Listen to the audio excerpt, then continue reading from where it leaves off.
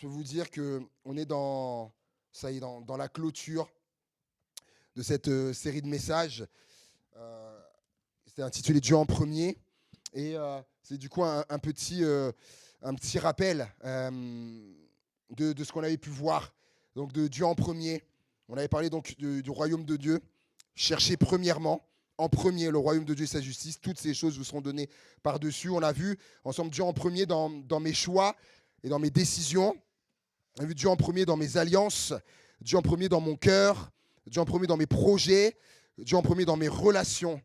Et tout ça a été basé sur donc, le passage de Paul aux Colossiens. C'est dans la diapo d'après, s'il te plaît. Paul aux Colossiens, chapitre 1, et au verset 15, Colossiens 1, 15, où il est dit « Le Fils, donc Jésus, est l'image du Dieu invisible, le premier-né de toute la création. En effet, c'est en lui que tout a été créé dans le ciel et sur la terre, le visible et l'invisible, trône, souveraineté, domination, autorité, tout a été créé donc par Jésus et pour lui.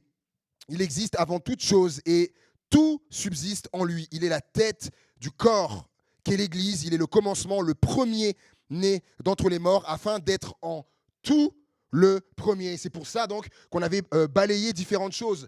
Tout en premier dans le royaume de Dieu, dans mes choix, mes décisions, dans mes alliances, mon cœur, mes relations, mes projets. En fait, en tout le premier.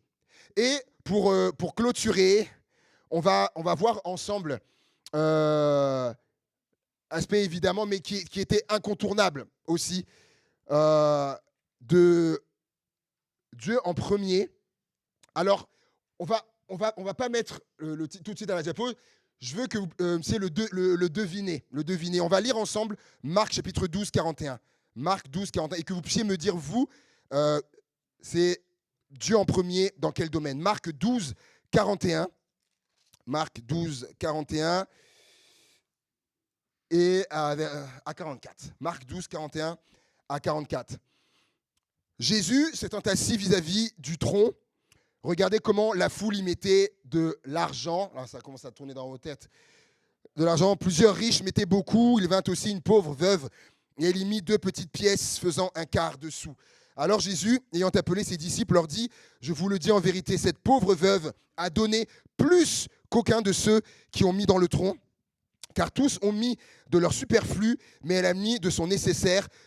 Tout ce qu'elle avait, ça revient le tout, a fait d'être en tout le premier, waouh. Tout ce qu'elle avait, tout ce qu'elle possédait, deux fois, tout ce qu'elle possédait, tout ce qu'elle avait pour vivre. Amen. Vous inquiétez pas, non, je vais pas vous dire j'en vois certains de dire de tout mettre, de tout. Non, c'est pas du tout ça. Mais le mot est intéressant, qui revient à 2 reprises quand Jésus dit afin d'être en tout le premier. Donc vous avez deviné dans quel domaine on va parler. Dieu en premier dans quoi? Ça commence par F, dans mes finances. Dieu en premier dans les finances. Donc, ce sera la clôture. Mais ça, dimanche prochain, pour le culte en commun, on m'a chargé d'apporter la parole. Et ça y est, j'ai eu à cœur, ça y est, c'est clair, la nouvelle thématique. On verra dimanche prochain.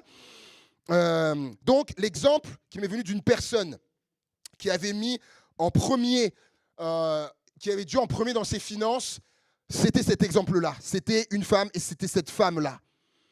Alors imaginez, on a lu le texte, imaginez la scène, le temple est rempli, parce qu'il est bien dit, Jésus s'étant assis vis-à-vis du tronc, regardez comment la foule, on parle d'une foule, donc c'est rempli, il y a du monde.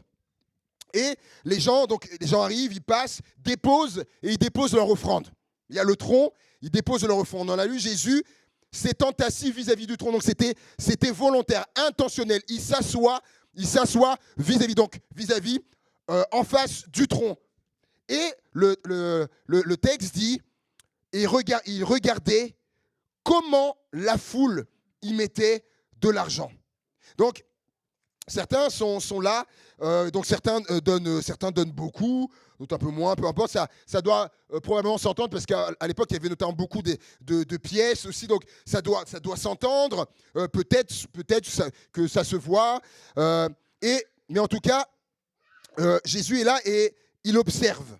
Et regardez bien, quand même, les détails, c'est important. Il est dit, il regardait comment la foule y mettait de l'argent. Il n'y a pas marqué, Jésus regardait ce que la foule mettait. Il dit, il regardait comment il mettait.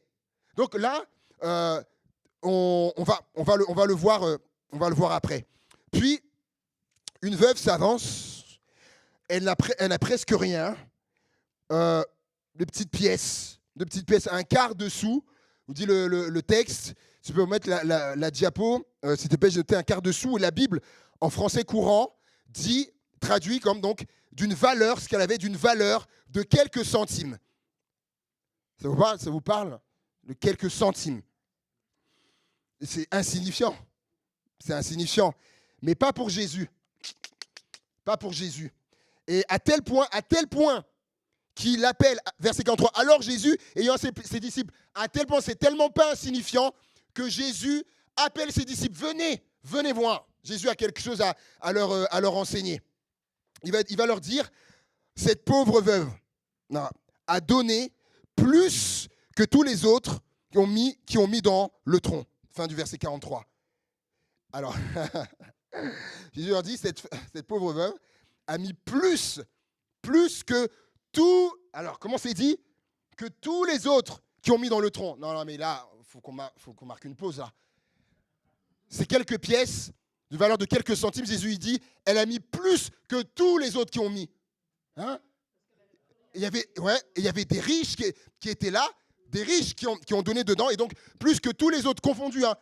Pas que certains riches, non, que tous ceux qui ont mis, elle a mis plus. Oh là là, faut qu'on voit ça ensemble. C'est merveilleux. Et pourtant, donc, il y avait des riches dans le lot, et il devait y avoir de belles sommes, hein, de donner. Mais Jésus dit, avec ces quelques centimes, elle a mis plus que tous les autres.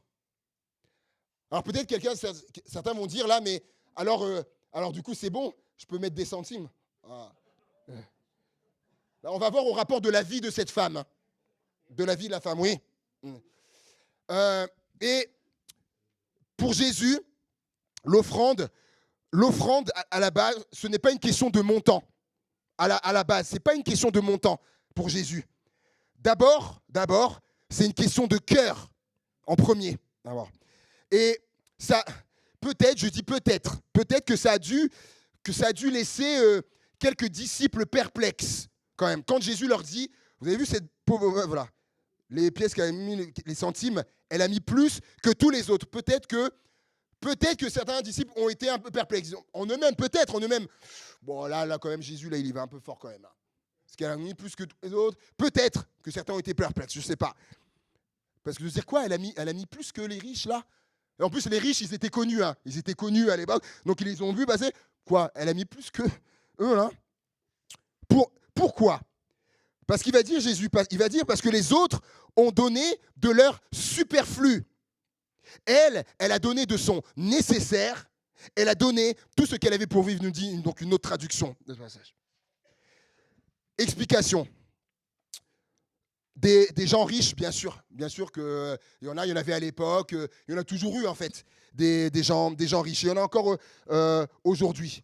On parlait l'autre fois quand j'étais au lycée de ce jeune qui avait absolument pas besoin de voler, hein, mais comme il était entouré que de gars qui volaient, il volait quand son papa pouvait offrir une voiture de 200 000 € à sa femme à l'anniversaire de sa femme, 200 000 €. Il y en a des gens riches. Par exemple, c'est l'un des premiers tableaux que j'ai vendu, un des premiers tableaux que j'ai vendu dans mon activité d'artiste, quand j'ai démarré. C'est un homme d'affaires qui est multimillionnaire, il a des tableaux Pablo Picasso, des choses. Et cet homme, il a vendu sa société. Sa société, il l'a vendue plusieurs années. 87 millions d'euros, sa société, il l'a vendue. Du coup... j'aurais bien voulu qu'il m'achète mon tableau à ce prix-là. Mais non. Et par exemple, il y a un des bons amis de mon frère. Il était d'ailleurs à la veille des obsèques de mon père. Il était venu, il avait fait le déplacement. On était tous ensemble au lycée. Quand j'y repense. Et mon frère qui me dit un jour, tu sais, lui aujourd'hui, tu sais qu'à l'année, il gagne... Il dit qu'il gagne un montant à l'année à 7 chiffres. Hein. 7 chiffres. Dans ma tête, attends, 7 hein, je suis là. Je dis, non, tu dois te tromper. Il dit, non. Il dit, non. Il dit, il gagne un montant à 7 chiffres à l'année. Et effectivement, je dit, tiens, ouais. Et ce jeune-là, on était ensemble au lycée, je les revois dans la cour du. Et le salaire aujourd'hui, net, par an, bien autour des 1 400 000 € par an. Euh, et j'ai été voir, ça fait combien par mois. Vous allez comprendre pourquoi je veux dire ça par rapport. Quand il dit donne de leur superflu, j'étais dans l'exemple extrême. Donc par mois, environ, ce qu'il gagne par mois, ce jeune, par mois, 116 000 € et quelques par mois. Et donc je me suis amusé là. Hier, je m'amusais, ou avant-hier plutôt. Tiens, s'il était crétin et qu'il donnait sa dîme, par exemple, je dis tiens, dis donc, la dîme, presque 12 000 € de dîme. C'est à moi. Ah, Christian, il est là, il fait oh.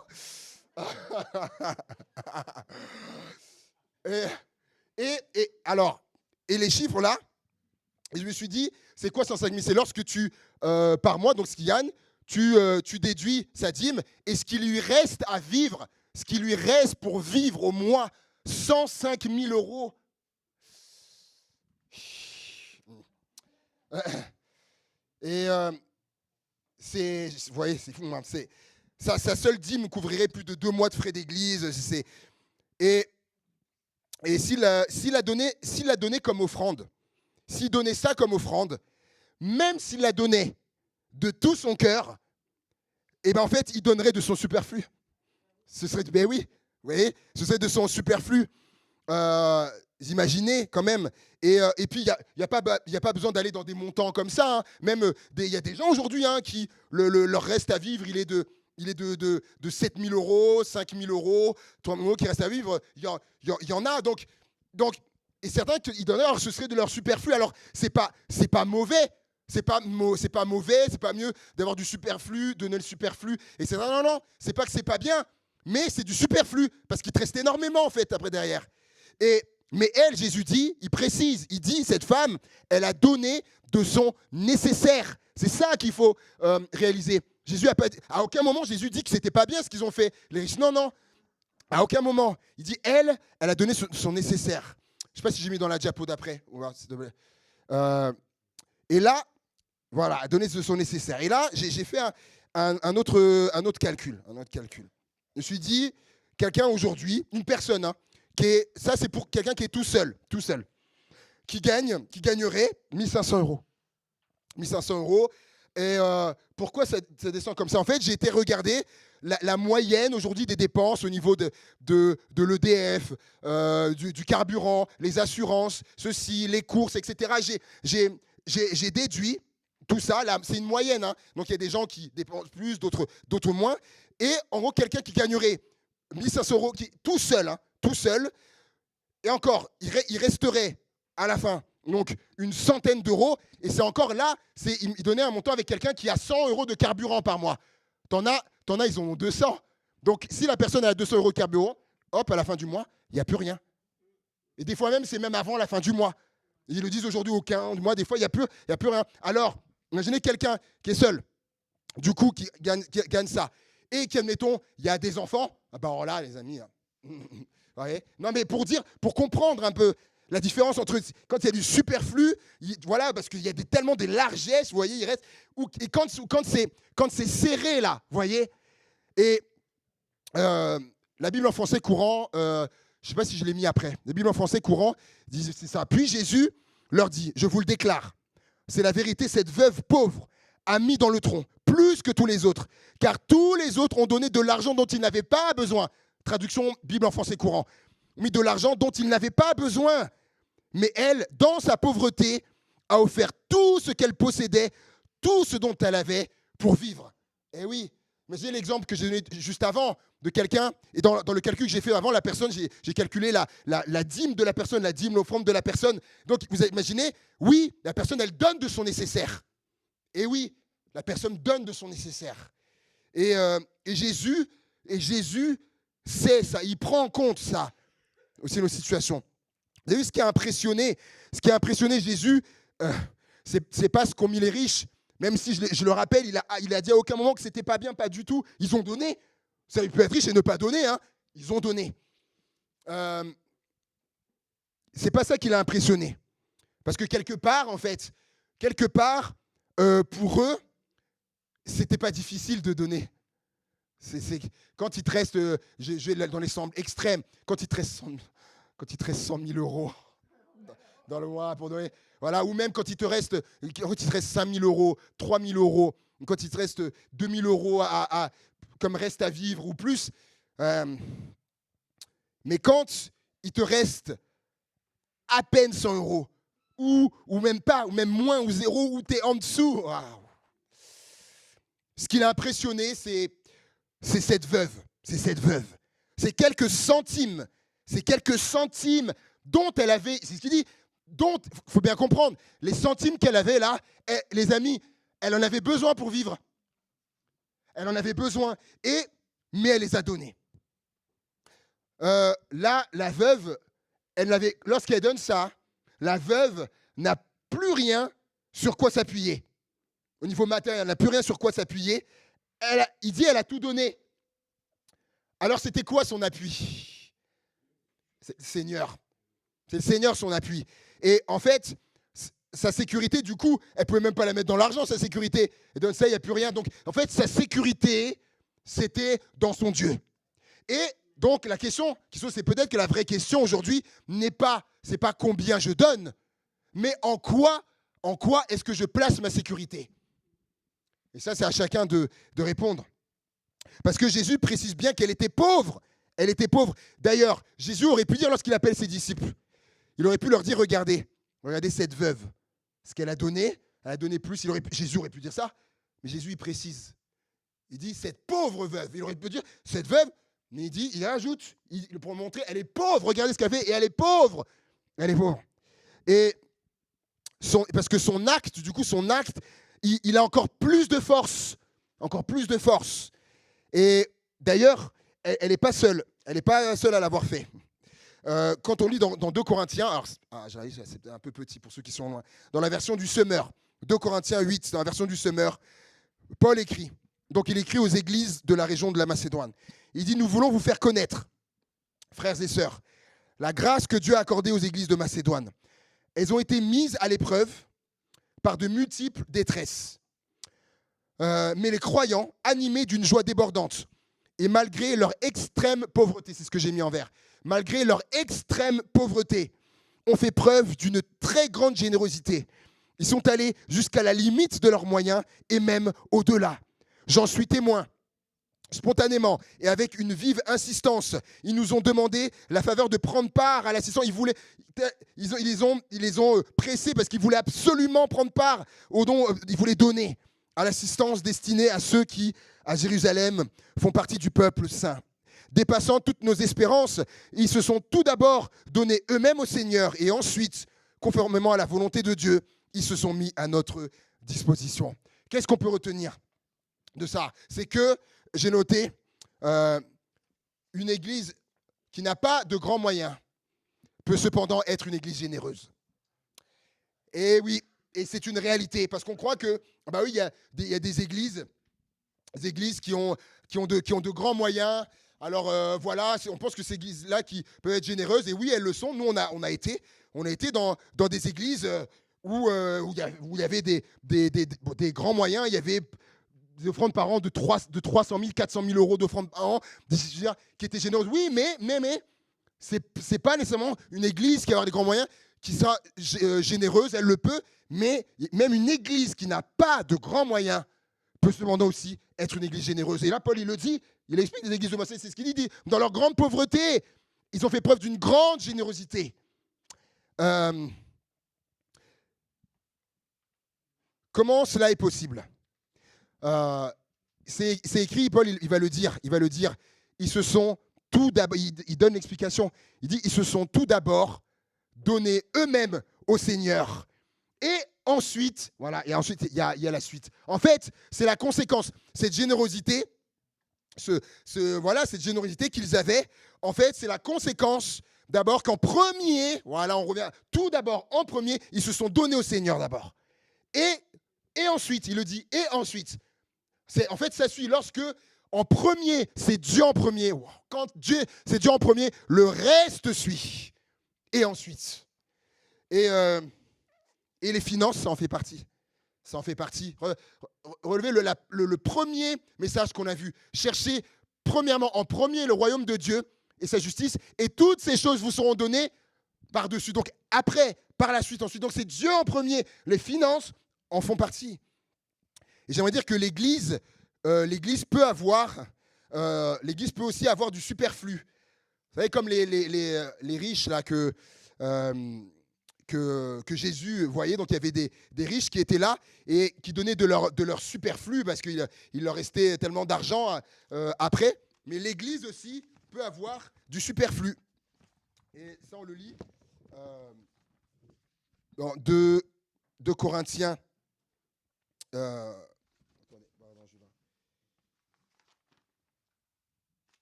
Voilà. C'est 2 Corinthiens 8 et au verset 13. 2 Corinthiens 8, verset 13 à 15. Car il s'agit non de vous exposer à la détresse pour soulager les autres, non, mais de suivre une règle d'égalité. Dans la circonstance présente, votre superflu pourvoira à leurs besoins, donc aux autres églises, afin que leur superflu, quand ce sera à leur tour, leur superflu pourvoie pareillement au vôtre, en sorte qu'il y ait égalité. Et j'aimerais vous dire que une de mes aspirations, un de mes souhaits, c'est que lorsque l'Église, le jour, je vais dans la foi, le jour où l'Église, eh bien, par la grâce de Dieu, aura du superflu, eh bien, qu'elle puisse aider d'autres églises qui ont besoin. Ça, c'est quelque chose que j'ai dans mon cœur, ça. Comme ils l'ont fait là.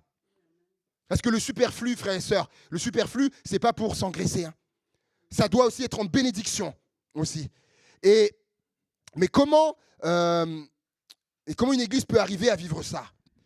2 Corinthiens chapitre 9, verset 6 et 7. En fait, Paul y répond dans les versets qui suivent. En fait, 2 Corinthiens 9, versets 6 et 7. Et il va dire, sachez-le, celui qui sème peu, moissonnera peu, et celui qui sème abondamment, moissonnera abondamment. Donc là, on va être très basique, très basique. J'ai été regarder lorsque les agriculteurs ou autres, lorsqu'ils sèment, parce que là, Paul parle de semences, de semer. J'ai été regarder, lorsqu'ils sont dans les semences, comment ça se passe, les quantités, tout ça, j'ai été regarder. Et en fait, pour environ, pour 1 hectare, après ça dépend de quelle est la semence, mais pour 1 hectare, ils peuvent aller entre 20 et 30 kilos de semences. 20 et 30 kilos de semences pour 1 hectare. Et ça dépend des semences. Et je me suis dit, mais maintenant, prenez un agriculteur qui, lui, va semer 5 kilos. Lui, il va dire, non, moi, je sème 5 kilos. Donc, sur une surface d'1 hectare, l'agriculteur qui va semer 20 ou 30 kilos de semences, on est d'accord, c'est de la logique. Celui qui va semer pour 5 kilos, il va récolter pour 5 kilos de semences. C'est là, on ne peut pas faire plus basique que ça. Mais qu'est-ce qu'il faut saisir ? Parce que là, Paul, faut pas avoir peur des mots. Là, Paul, il parle de l'argent, il parle des finances, là. Regardez le verset qui suit. Je me suis arrêté exprès. Donc, sachez-le, celui qui sème peu moissonnera peu, et celui qui sème abondamment moissonnera abondamment. Verset qui suit, que chacun donne comme il a résolu en son cœur. Paul parle de l'argent, là. Il parle des finances, sans tristesse ni contrainte, car Dieu aime celui qui donne avec joie, et Dieu peut vous combler de toutes sortes de grâces, afin que, possédant toujours en toutes choses de quoi satisfaire à tous vos besoins, vous ayez encore en abondance pour toute bonne œuvre. Et par rapport à ça, en fait, il dira que chacun donne comme il a résolu dans son cœur, celui qui a décidé dans son cœur, sans, comment il dit, sans tristesse ni contrainte. Et ça me pose une question. Comment est-ce que je donne ? Je me pose la question à moi. Comment est-ce que je donne ? Est-ce que je donne comme là, avec tristesse, par contrainte, parce que je suis forcé? Paul, il dit non, c'est pas comme ça. Et est-ce que je donne par amour ? Est-ce que je donne par obligation ? Est-ce que je donne pour faire comme les autres? Est-ce que je donne parce que la Bible enseigne? C'est une bonne question. Comment est-ce que je donne? Lui, il dit, en tout cas, c'est avec joie et ne pas donner avec tristesse et contrainte. Euh, je ne sais pas ce que j'ai mis dans la diapo d'après, s'il te plaît. C'est celle-là, c'est celle d'après? Ouais, comme il le dira dans la version parole de vie, il va dire celui qui sème, version parole de vie, celui qui sème peu de graines récolte peu, et celui qui sème beaucoup de graines récolte beaucoup. Chacun doit donner ce qu'il a décidé dans son cœur, sans tristesse et sans être forcé. En effet, Dieu aime celui qui donne avec joie. Dieu a le pouvoir de vous donner en abondance toutes sortes de bienfaits. Aussi, vous aurez toujours tout ce qu'il vous faut et vous aurez encore suffisamment pour faire de bonnes actions. Les livres saints disent, il donne généreusement aux pauvres et sa bonté dure toujours. C'est Dieu qui donne les graines aux semeurs. Qui donne les graines aux semeurs. Et le pain pour la nourriture. Il vous donnera les graines à vous aussi. Et il les multipliera et les fera pousser. Ainsi, votre bonté produira beaucoup de fruits. Dieu vous rendra riche de 1000 manières.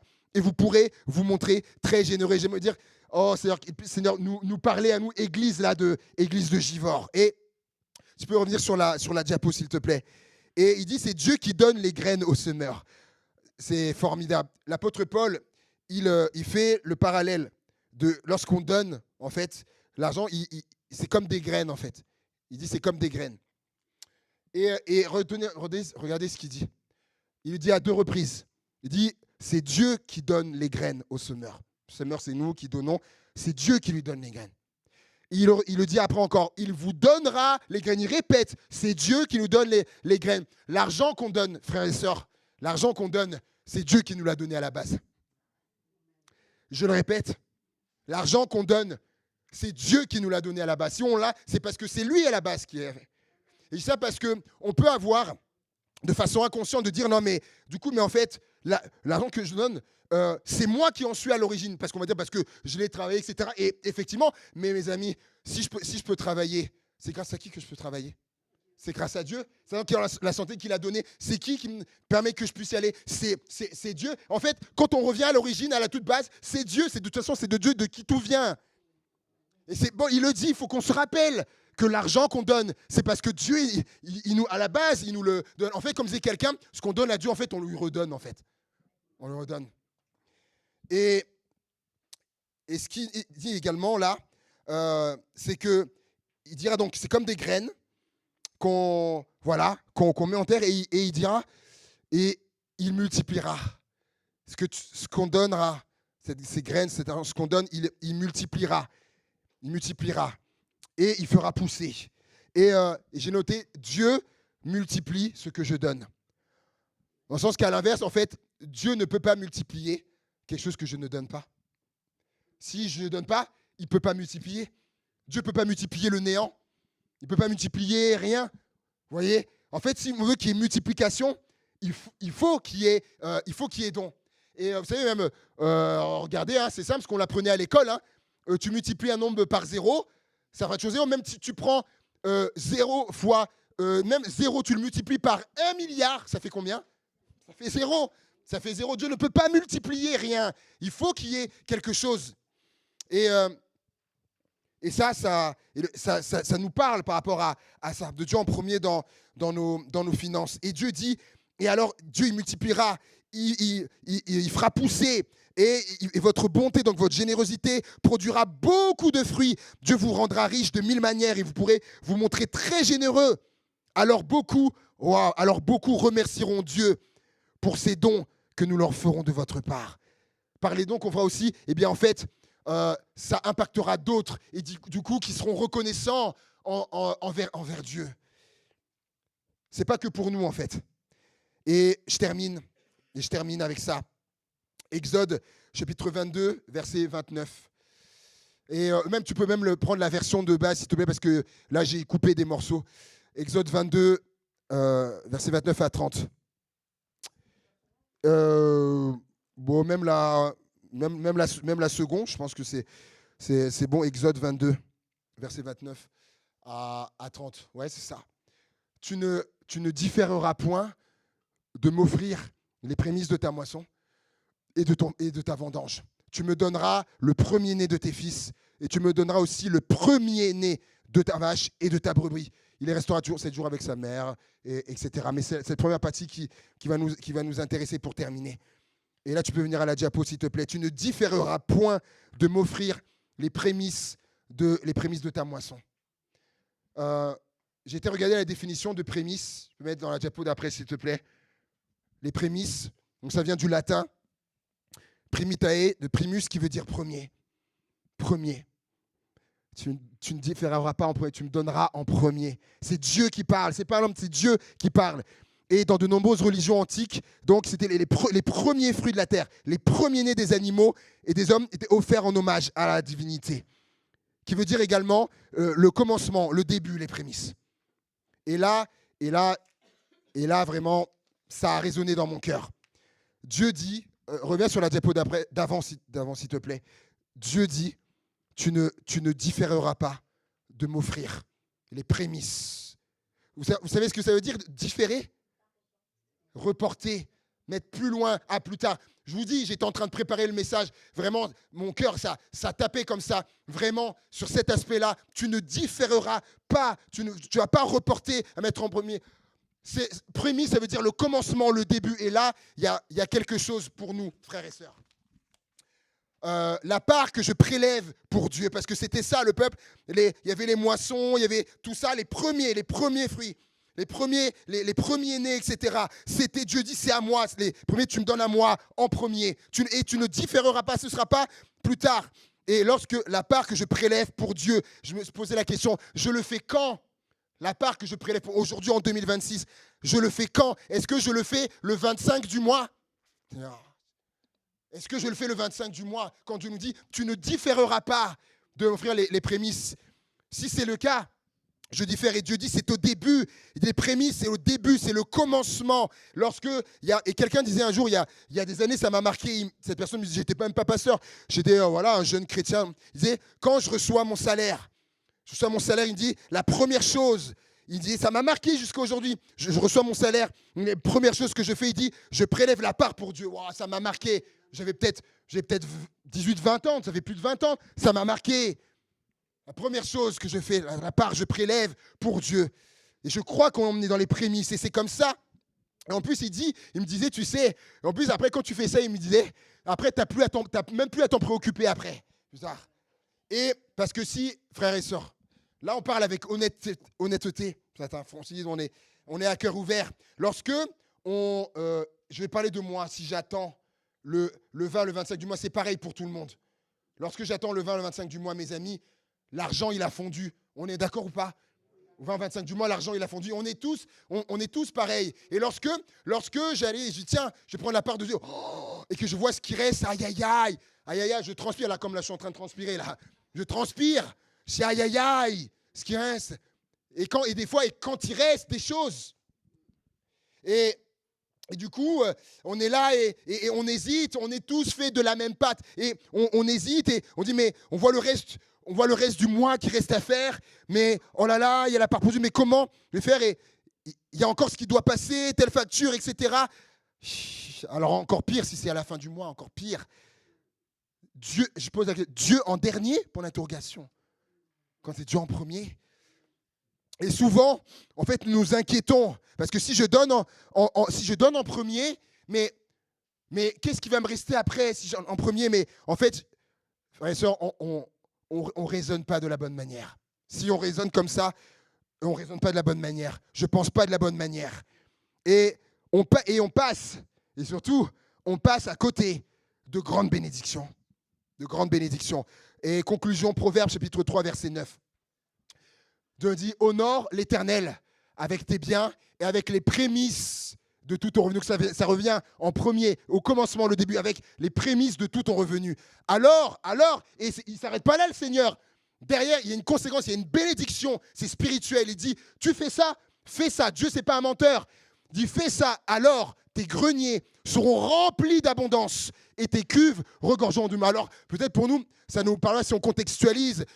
Certains peut-être n'ont pas des greniers ou là, le langage agricole où tes cuves regorgeront. Mais Dieu dit, par rapport à ce qui est à toi, à ce qui t'appartient. Dieu dit, ce sera rempli d'abondance, et ça regorgera. Oh Seigneur.